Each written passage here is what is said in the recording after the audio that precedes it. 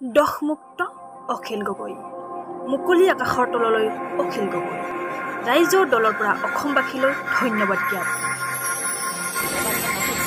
প্ৰমাণ হৈ গ'ল যে কেন্দ্ৰৰ বিজেপি চৰকাৰে আৰু ডিস্ট্ৰিক্টৰ বিজেপি চৰকাৰখনে নিয়াৰ দৰে ভাৰতৰ দেশৰ সৰ্বোচ্চ তদন্তকাৰী সংস্থাটোক কা বিৰোধী আন্দোলনখন স্তব্ধ কৰিবৰ কাৰণে তেখেতসকলে ব্যৱহাৰ কৰিছে।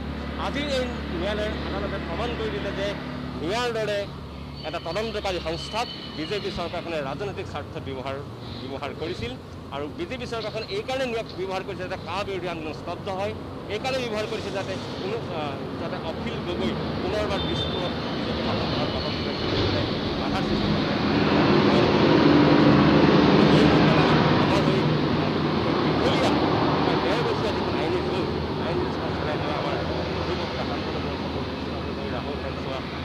সকলোকে আমাৰ অন্তৰ্ভৰা জ্ঞাপন কৰিছোঁ।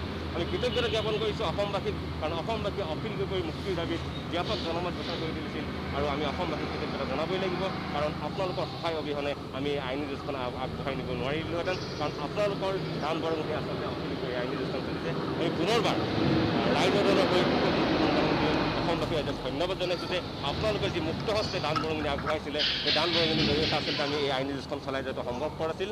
আমি পুনৰবাৰ অসমবাসীক আজি ধন্যবাদ জ্ঞাপন কৰিছোঁ।